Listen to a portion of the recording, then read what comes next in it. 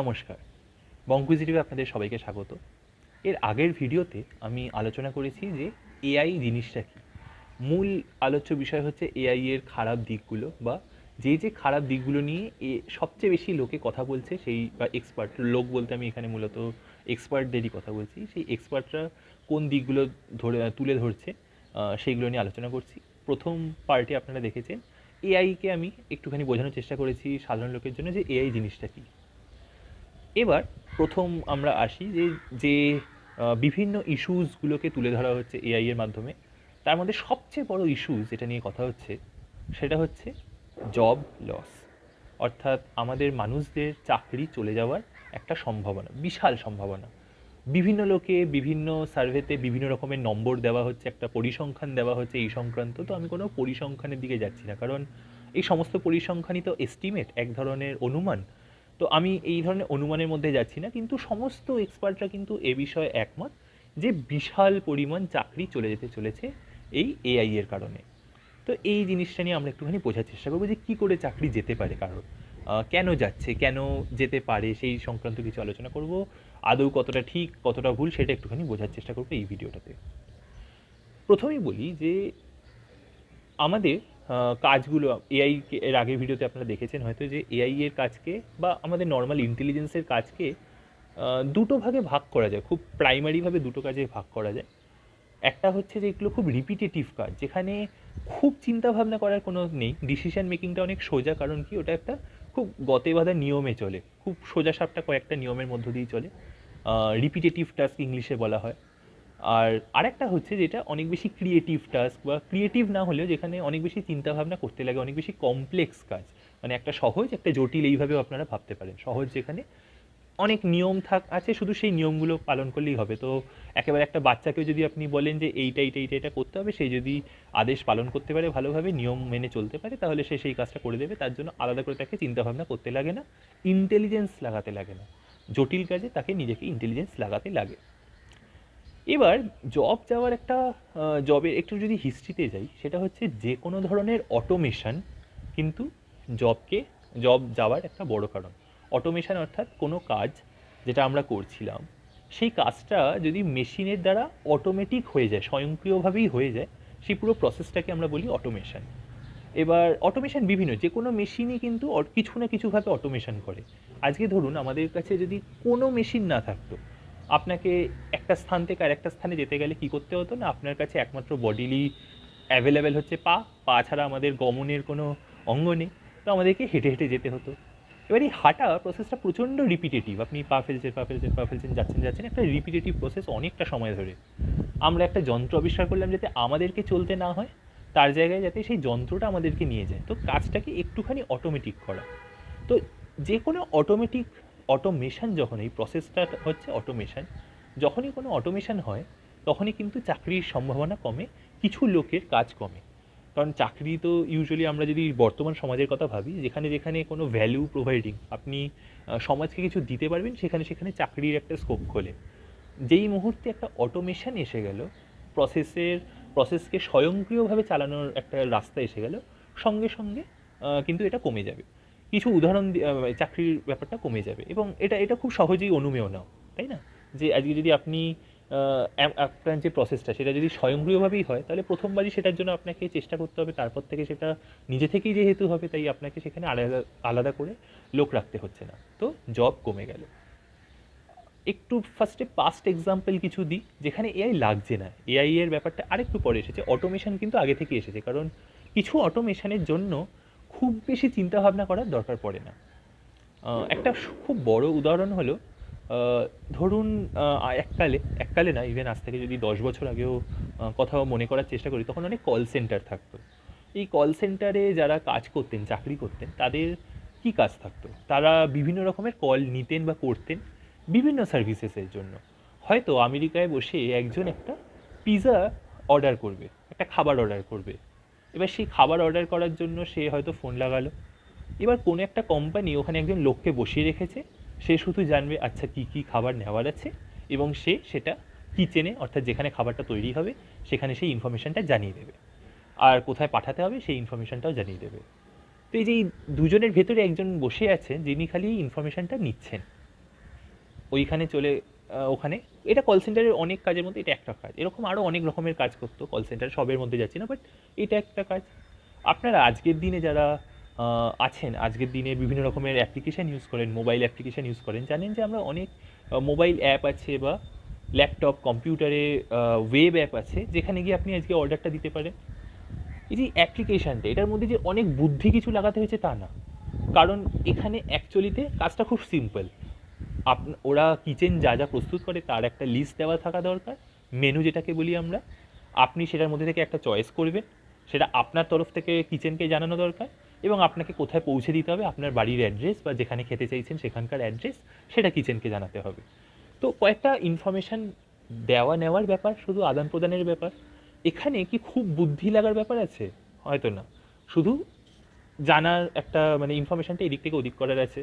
সেই জন্য একটা জাস্ট অ্যাপ্লিকেশান যখন তৈরি হয়ে গেল, তাহলে ভাবুন যে যারা এই টেলিকম অপারেটর অর্থাৎ কল সেন্টারে কাজ করতো, যারা যারা কিনা এই কাজটাই করতো, যেখানে একজনের থেকে ফোন পেলে সেই ব্যাপারটা জেনে আবার সেটাকে ইনফর্ম করা কিচেনকে, এই কাজটা যারা করতো, তাহলে তো তাদের জব গেল যেই মুহূর্তে এই অ্যাপ্লিকেশানটা এসে গেল। এটা হলো একটা অটোমেশনের উদাহরণ, খুব সিম্পল একটা উদাহরণ। এরকম আরও অনেক জায়গাতে আপনারা দেখতে পারবেন। শোনা কথা একটা, এইটার আমি সত্যতা জানি না, কিন্তু আমি অনেকের মুখেই এটা শুনেছি, অনেক প্রবীণ ব্যক্তিদের ক্ষেত্রে। আমি এখন কলকাতায় আছি, তো ওয়েস্ট বেঙ্গলে নাকি তৎকালীন বাম সরকার কম্পিউটার আসতে দিতে চাইছিল না, কারণ কম্পিউটারটা কিন্তু এরকম একটা অটোমেশনের প্রসেস করারই একটা যন্ত্র, গণক যন্ত্র, যেটা অনেক লোকের চাকরি খাবে। এটা একটা মেশিন, কম্পিউটারটা একটা মেশিন। কম্পিউটার এমন অনেক কাজ করতে পারে যেটার জন্য আগে 10জন লোকের দরকার পড়তো, সেখানে একজন লোকই যে ওই কম্পিউটারটা অপারেট করতে পারে, সে হয়তো সেই 10জনের কাজটা করে ফেলতে যাচ্ছে, পারছে, তাহলে 9জনের কাজ গেল। তো এই ব্যাপারটার জন্য কিন্তু ইনিশিয়ালি সেটা ভালো খারাপ সেই দিকে যাচ্ছি না, বাট এটার সত্যতাটাও আমি কমপ্লিটলি জানি না, কিন্তু এটা আমি প্রচুর প্রবীণদের সঙ্গে কথা বলতে গিয়ে, বয়স্ক লোকেদের সঙ্গে কথা বলতে গিয়ে এটা জেনেছি যে একটা সময় তৎকালীন বাম সরকার লেফট ফ্রন্ট কিন্তু পশ্চিমবঙ্গে কম্পিউটার আনতে দিতে চাইছিল না, কারণ এই চাকরি চলে যাওয়ার ব্যাপারটা। তো ইটস আ রিয়েল ইস্যু, এটা একটা মানে খুবই রিয়েল একটা ইস্যু, যে যখনই কোনো একটা মেশিন আসে, সেই মেশিনের কাজই হচ্ছে কিছুটা অটোমেট করা, প্রসেসটাকে কিছুটা অটোমেট করা, স্বয়ংক্রিয় করা, এবং তাতে কিন্তু কিছু লোকের চাকরি যায়। একটু বড় হয়তো ভূমিকা হলো, বাট এবার আসি এআই। এআই যে এই কাজটারই কিন্তু একটা নেক্সট লেভেল বলা চলে। এই জন্য এই জিনিসটা বললাম, কারণ এই অটোমেশনটা কিন্তু আগেও হচ্ছে, চাকরিটাতে যাচ্ছে। এবার আপনারা আরেকটা এর প্রতি একটা উল্টো একটা তর্ক করতে পারেন, সেটাতে আমি একটু পরে আসছি, যে কিছু চাকরি তো হয়তো তৈরিও হচ্ছে, সেটা আমি পরে আসছি এটার ব্যাপারে। আচ্ছা, এআই, এআই এর গল্পটা কি না, এই অটোমেশনেরই হচ্ছে নেক্সট স্টেপ বলা চলে এআই। এআইও কিন্তু অটোমেশনই করছে, শুধু আগে যেমন অটোমেশনে খুব সিম্পল কাজকর্মগুলো করা হতো, অর্থাৎ যেখানে কয়েকটা শুধু আদেশ পালন করলেই হয়ে যায়, সেটাকে শুধু মেশিনকে জানানো। যারা অ্যাপ্লিকেশান বানায়, যারা application developer, computer developer, software developer, তারা জানে যে এইটাকেই আমরা কোড লেখা বলি, অর্থাৎ যেখানে কিনা আপনি একটা ফর্মাল ল্যাঙ্গুয়েজে কম্পিউটারকে জানাচ্ছেন, মেশিনকে জানাচ্ছেন যে এটা হলে এটা, মানে এই আদেশগুলোকে লিখে রাখছেন। এই আদেশগুলোর জানানোর একটা মাধ্যম হচ্ছে প্রোগ্রামিং বা কোডিং। তো এইটা একটা, যারা ডেভেলপাররা এটা একটা সিম্পল কোড লিখে দিল, সেই অনুযায়ী সেটা চলবে। এআই এর ক্ষেত্রে এখন কি হচ্ছে, যে আরও যে কমপ্লেক্স যে কাজগুলো, যেটাতে আরেকটু ডিসিশন মেকিংটা আরেকটু বেশি ছিল, সেই কাজেও এআই এর দ্বারা এখন সম্ভব হচ্ছে, যদি এনাফ ডেটাতে সেই সিস্টেমটাকে ট্রেন করা হয়। এর বহু উদাহরণ আমি আপনাকে দিতে পারি, কিছু উদাহরণ দিচ্ছি যাতে ব্যাপারটা পরিষ্কার হয়। ধরুন ড্রাইভারলেস কার আজকে আসছে, এটা নিয়ে অনেক দিন ধরেই আর কি রিসার্চ চলছে, গবেষণা চলছে, প্র্যাকটিক্যালভাবে অনেক জায়গাতেই এটা অলরেডি চালানো শুরু করা হয়েছে। টেসলা আপনারা নাম জানেন, ইলন মাস্কের কোম্পানি, তাদের এরকম auto driving, auto pilot mode থাকে অলরেডি তাদের গাড়িগুলোতে। ইউএসএতে বেশি চলে, ইন্ডিয়াতে এখনও কম চলে, প্রায় চলে না বললেই চলে কোনো রকম সেলফ ড্রাইভিং কার। তো সেলফ ড্রাইভিং মানে ড্রাইভিং, এই বিষয়টাতে একটা মানুষ অনেক ডিসিশান নিতে হয়, প্রচুর ডেটা আসছে, আপনি সামনে রাস্তা দেখছেন, সামনে কি অবস্ট্যাকেল আছে, বাধা বিপত্তি কী আছে না আছে, কোনো লোক চলে আসছে কি না, গাড়ি কি স্পিডে যাচ্ছে, সামনে দেখছেন, চারপাশে দেখছেন, রিয়ার ভিউ মিরার, আপনি সাইড মিরার, এগুলো সব কিছু দেখতে দেখতে আপনি দেখছেন, ইনফরমেশানগুলো নিচ্ছেন, এবং সেই অনুযায়ী আপনি অ্যাকশান নিচ্ছেন, ডিসিশান নিচ্ছেন, যে কখন অ্যাক্সেলারেট করতে হবে, কখন ব্রেক টিপতে হবে, কখন গিয়ার বদলাতে হবে, ইত্যাদি ইত্যাদি। তো একটা কাজ করছেন আপনি, একটা প্রবলেম সলভ করছেন বেসড অন কিছু ইনকামিং ডেটা।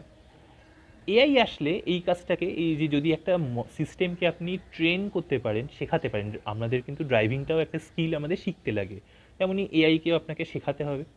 এআই যদি ঠিকভাবে শিখে যায়, একটা সিস্টেম যদি ঠিকভাবে শিখে যায়, তাহলে গাড়িটাকে কন্ট্রোল সে নিজেই করতে পারবে। গাড়ি তো একটা অলরেডি একটা মেশিন, সেই গাড়িটাকে কন্ট্রোল সে নিজে থেকেই করতে পারবে। এবার গাড়িটাকে কন্ট্রোল করা ছাড়াও যেটা করতে হবে সেটা হচ্ছে ডিসিশন মেকিং।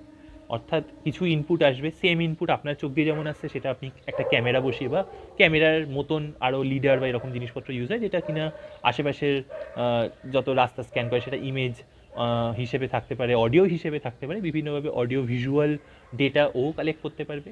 করে সেটার ওপর ভিত্তি করে ও যদি ডিসিশন নিতে পারে যে কখন অ্যাক্সেলারেট করতে হবে, কখন ব্রেক চাপতে হবে, তাহলে এই কাজটাও করতে পারলো। খুব ভালো কথা। এবার আপনারা ভাবুন যে আমাদের দেশে কত কত ট্যাক্সি চালক আছে, কত কত লোকের জীবিকা নির্বাহ হয় শুধুমাত্র এই গাড়ি চালিয়ে। এবার ধরুন যেই মুহূর্তে এআই এসে গেল, একটা তো সম্ভাবনা হলো যে সেখানে এই ড্রাইভারদের চাকরি চলে যাওয়ার একটা, তাদের কাজ চলে যাওয়ার একটা সম্ভাবনা তৈরি হলো। এটার থেকেও আরও অনেক বেশি একটা ইম্পর্টেন্ট একটা জায়গা আমি কথা বলি, সেটা হচ্ছে ধরুন ম্যানুফ্যাকচারিং প্ল্যান্টগুলোতে বহু জিনিস তৈরি হয় যখন, বিভিন্ন বড় বড় ম্যানুফ্যাকচারিং প্ল্যান্ট থাকে যেখানে এই জিনিসগুলো তৈরি হয়, সেখানে অনেক রিপিটেটিভ কাজ আগে যেটা থাকতো সেটা অলরেডি যেটা মজুরেরা করতো, লেবাররা করতো। ধরুন একটা খুব সিম্পল আমি যদি উদাহরণ দিই, একটা বোতল তৈরি হচ্ছে, সেই বোতলে চিপি লাগানো, বোতলটা যখন ফিনিশিং হয়ে বেরোচ্ছে, খুব একটা কঠিন কাজ না একটা চিপি লাগানো, ফিট করতে হবে জাস্ট। বহুকাল আগে একসময় নিশ্চয়ই লেবার ছিল, মজুর ছিল যারা এই কাজটা করতো। পরবর্তীকালে মেশিন কিন্তু হয়ে গেল ওইটা ব্যাপারটা দেখার জন্য, যেখানে যেই মেশিনটা সেই বোতলে ছিপিটা ফিট করছে। তো অটোমেশন, নর্মাল অটোমেশনই কিন্তু সেখানে একজন লোকের চাকরি গেল, একজন না বহুজনেরই প্রায় বলতে পারেন যতজন কোম্পানিতে ছিল। এবার আরও বড় হচ্ছে এআই এসে যাওয়াতে যে ডিসিশন মেকিং, যে ধরুন কখন চলতে হবে, বোতলটা যদি ডিফেক্টিভ হয় তাহলে আমি ছিপিটা লাগাবো না, কারণ সেক্ষেত্রে আমার ছিপিটা মানে বেকার নষ্ট হচ্ছে।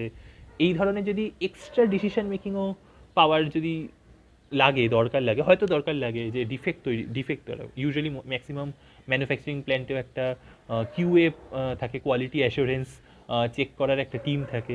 ধরুন সেই কাজটাও কিন্তু এখন তার মানে অটোমেটেড হয়ে গেল, কারণ একটা AI system, trained AI system, সে কিন্তু জানে যে কোনটাকে বাতিল করতে হবে, কোনটাকে পরের স্টেপের পরের পর্যায়ে জন্য সবুজ সংকেত দিতে হবে।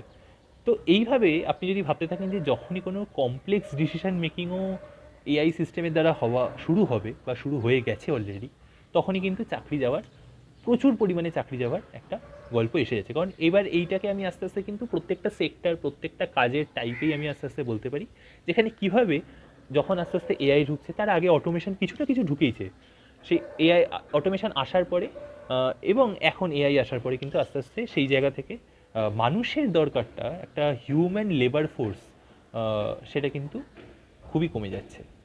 এবার আপনাদের মনে প্রশ্ন আসতে পারে যে আচ্ছা, তাহলে চাকরিটা দিচ্ছে তো একজন মানুষই, কোম্পানির যিনি সর্বময় কর্তা, তারা কর্তা বা কর্ত্রী, তারা এটা মেনে নিচ্ছে কেন?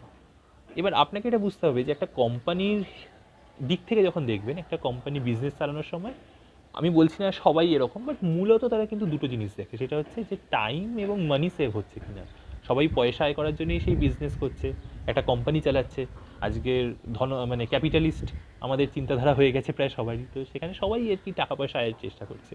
সেই টাকা পয়সা আয় কীভাবে করা যাবে না, আইদার কোয়ালিটিটা ইনক্রিজ করে, যে যেই জিনিসটা বানাচ্ছে, যে যেই প্রোডাক্টটা বানাচ্ছে। আজকে আমি বোতল ম্যানুফ্যাকচারিংয়ের আপনাকে গল্প করছিলাম, তো এই বোতলটা কোয়ালিটি যদি ভালো হয় তাহলে তার পেছনে সেটা বেশি দামে বিক্রি করতে পারবে সেই কোম্পানি, তাহলে সে সবসময় চাইবে যে তার বোতলটাকে যাতে আরও ভালো সে বানাতে পারে। সেকেন্ড হচ্ছে টাইম। টাইম অর্থাৎ যদি যে সময়ে একটা মানুষ একটা কাজ করতে যতটা সময় নিচ্ছে, তার থেকে কমে যদি একটা মেশিন সেই কাজটা করে দিতে সক্ষম হয়, তাহলে টাইম বাঁচলো। টাইম বাঁচা মানে আপনার পয়সা বাঁচলো বা পয়সা বাড়লো বলা চলে।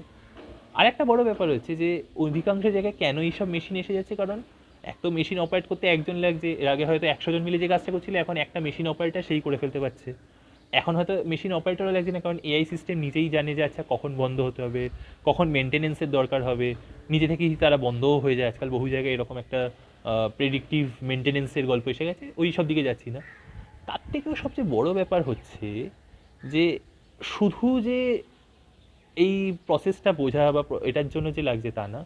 এবার আপনি ভাবুন যে এআই ইউজ করা বা মেশিন ইউজ করাতে মানুষকে যেমন ছুটি দিতে হতো, সেটাও আজকে আর দিতে হচ্ছে না। কোয়ালিটি, কোয়ান্টিটি, দুটোই বেটার করা সম্ভব হচ্ছে, যে যে কোয়ালিটিতে তৈরি হচ্ছিল সেটাও বাড়ানো সম্ভব হচ্ছে, যে কোয়ান্টিটিতে তৈরি হচ্ছিল, হয়তো ঘন্টায় যদি মানুষেরা সবাই 100 জন মিলে যদি 100টা বোতলকে বা 200টা বোতলকে যদি তৈরি করতে পারতেন, তাহলে এখন মেশিন আসে সেটা 500, 600, 700, হাজার হাজার হয়ে যাচ্ছে, মানে অনেক স্কেলে বাড়ছে। তো এই কারণে অবভিয়াসলি পয়সা বা মুনাফার দিক থেকে যদি আপনারা ভাবেন, তাহলে কিন্তু অনেকটাই লাভবান হবে কোম্পানিওয়ালারা যদি মেশিনের দিকে চলে যান। অবশ্যই একটা মোরাল ইস্যু এখানে এসে যাচ্ছে। সবসময়ই মুনাফার দিকে ছোটাটা একটা, আমরা অনেক সময় বলি যে এটা মোরালি ঠিক না, কিন্তু এই মোরালিটি ব্যাপারটা খুব সাবজেক্টিভ। যখন বিজনেস করতে যায় বিজনেস আলাদের, আপনি ওদের ধর্ম হচ্ছে বেশি টাকা আয় করা। তো অ্যাগেন এটা খুব সাবজেক্টিভ বিষয়, এটা নিয়ে বিতর্ক চলতেই পারে যে না, অনেক এইসব ইউনিয়নবাজি চলতে পারে, মজুরেরা বলতে পারে না এরকমভাবে চলবে না, কিন্তু বাস্তব প্র্যাকটিক্যাল যদি আপনি ভাবেন, তাহলে কিন্তু এই কারণেই এআই আসাতে প্রচণ্ডভাবে চাকরি বাকরি কমে যাওয়ার সম্ভাবনা আছে। কারণ প্রত্যেকটা সেক্টরে, প্রত্যেকটা কাজের জায়গাতেই যিনি কাজটা করাবেন, যিনি পয়সাটা ঢালছেন, তার এটাই মনে হবে যে আমি একটা মানুষকে যদি পয়সা দিই, সে যতটা আউটপুট দিতে পারবে, সে তার কার্যক্ষমতা যতটা, তার বহুগুণ বেশি আমি পাবো।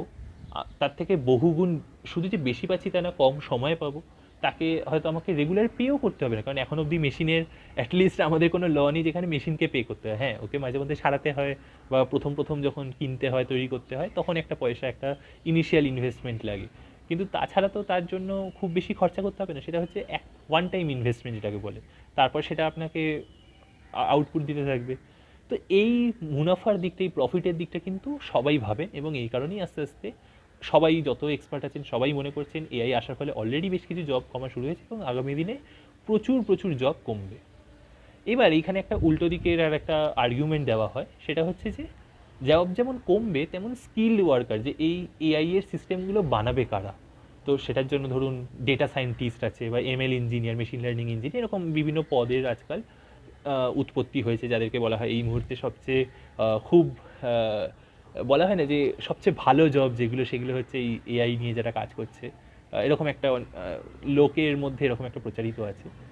তো এই যে আপনারা বলবেন যে হ্যাঁ, উল্টো দিকে তো একটা জব তৈরি হচ্ছে আজকে। অনেকেই যেমন এই কম্পিউটারের ক্ষেত্রে এই উদাহরণটা দেখায় যে হ্যাঁ, কম্পিউটারের জন্য হয়তো অনেকের চাকরি বাকরি গেছে, কিন্তু আবার বহু লোক, কম্পিউটারের একটা বিশাল বড় ইন্ডাস্ট্রি তৈরি হয়েছে, পুরো আইটি ইন্ডাস্ট্রি তৈরি হয়েছে, সফটওয়্যার ইন্ডাস্ট্রি তৈরি হয়েছে, যেটা বহু লোককে চাকরি দিয়েছে, স্কিল্ড লেবার তৈরি করেছে, যে যারা ওই কম্পিউটারে স্কিল্ড হয়েছে এবং তারা কাজ করেছে।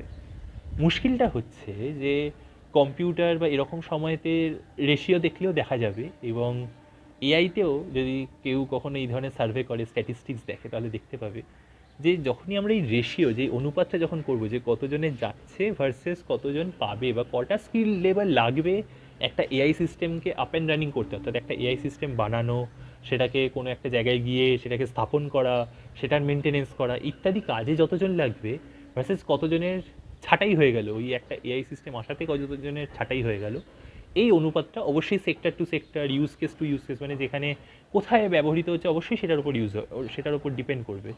কিন্তু তা সত্ত্বেও কিন্তু এই অনুপাতটা সবসময় একটা দিকে ঢেলে থাকবে, এবং সেটা হচ্ছে অনেক বেশি লোকের ছাঁটাই হবে। কিছু জায়গায় হয়তো 1:1 হবে, অর্থাৎ একজনের জব যাচ্ছে, তো সেখানে আরেকজন, একটা মেশিন এসে যাচ্ছে, কিন্তু সেখানেও একজন যেই কাজটা হয়তো 8 ঘন্টার বেশি করতে পারতো না, সেই জন্য 3টে শিফটে 3জনের দরকার লাগতো। 24 ঘন্টায় যদি আপনি ভাবেন, 8 ঘন্টা 8 ঘন্টা 8 ঘন্টা, 3টে শিফটে 3জন লোকের দরকার ছিল, একটা মেশিন হয়তো সেম, তার যদি এফিসিয়েন্সিও হয়, সে কিন্তু একাই 3জনের হয়ে কাজটা করে দিতে পারছে। তো সমস্ত জায়গাতেই কিন্তু এটা অনুপাতটা যদি দেখেন, সেটা কিন্তু স্কিউড হবে, একদিকে হেলে থাকবে, এবং সেটা হচ্ছে যে বেশি লোক ছাঁটাই হচ্ছে। তো আশা করি এই প্রবলেমটা নিয়ে বোঝাতে পারলাম, জব লস যেটা নিয়ে সবাই ভাবছে এআই এর কারণে জব লস হবে, কেন হবে, কিভাবে হতে চলেছে, সেটা নিয়ে খানিকটা বোঝাতে পারলাম। অবশ্যই এটার মানে এটা না যে হ্যাঁ, তাহলে হতোদ্যম হয়ে হতাশ হয়ে বসে পড়বো। অনেকে এআই শিখছে, অনেকে এটা নিয়ে বলছেন যে লোকের প্রোডাক্টিভিটি বাড়বে, ফাঁকা টাইম বাড়বে, যে আজকে ধরুন আমার একটা কাজ করতে যদি 10 ঘন্টা সময় লাগে, এআইটাকে আমার একটা অল্টারনেটিভ না ভেবে, এআইটা আমার একটা হাতের টুল হিসেবে যদি আমি একটা ভাবি, যে যেমন গাড়িটা আজকে আমাদের একটা টুল, যে আজকে যদি এক জায়গা থেকে আরেক জায়গায় যেতে হতো আমার হয়তো 15 ঘন্টা লাগতো হেঁটে হেঁটে, সেখানে গাড়ি থাকাতে আমি 4 ঘন্টায় চলে যেতে পারছি, 5 ঘন্টায় চলে যেতে পারছি, অর্থাৎ আমার টাইমটাকে বাঁচাচ্ছে। সেই পার্সপেক্টিভে যদি এআইকে শুধু দেখা হয়, তাহলে অনেকেই বলবে যে হ্যাঁ, প্রোডাক্টিভিটি বাড়বে, তাহলে তো আমার হাতে সময় বেড়ে গেল, ফ্রি টাইম বেড়ে গেল, হ্যাঁ, আমার প্রোডাক্টিভিটি ইনক্রিজ করলো। কিন্তু ইভেন সেই তর্কে গেলেও কিন্তু আপনারা এটাই লাস্টলি দেখবেন যে যদি এটা আপনারা হয়তো পার্সোনাল লেভেলে হয়তো হ্যাঁ প্রোডাক্টিভিটি বাড়ছে, সব কিছু বাড়ছে, কিন্তু একটা কোম্পানির পার্সপেক্টিভ থেকে একটা ক্যাপিটালিস্ট, এটা মোস্ট অফ দ্য কান্ট্রি, খুব হাতে গোনা কিছু যদি দেশকে বাদ দিই, সবাই মোটামুট ক্যাপিটালিস্ট কান্ট্রি আজকালকার দিনে। এবং ক্যাপিটালিস্ট কান্ট্রি হোক না হোক, আজকে যে বিজনেস, অধিকাংশ কোম্পানি তারা কিন্তু একটা ক্যাপিটালিস্ট চিন্তাভাবনাতেই চলে অধিকাংশ ক্ষেত্রে। তো সেসব জায়গায় কিন্তু মুনাফার চক্করে সব সময় কিন্তু এই এআই এর মানে একটা প্রতিস্থাপন, মানে মানুষের জায়গায় এআই মেশিন এসব কিন্তু আসছেই, এখনও এসে চলেছে। এখন নর্মাল মেশিন আসছে, তাতে এআই আস্তে আস্তে স্থাপনও করা হচ্ছে এই সেম রিজনে। শুধু প্রোডাক্টিভিটি ইনক্রিজের জন্য নয়, শেষমেশ মুনাফা লোটার জন্য। এবং সেখানে মানুষের আস্তে আস্তে আস্তে আস্তে কিন্তু সংখ্যাটা আর কি কমতে অলরেডি শুরু হয়ে গেছে। তো হোপফুলি এই আলোচনাটা ভালো লাগলো। আরও কয়েকটা পার্টে আলোচনা করব অন্যান্য কিছু এআই এর হার্মফুল এফেক্ট। তো সঙ্গে থাকবেন অবশ্যই, আর দেখতে থাকুন। নমস্কার।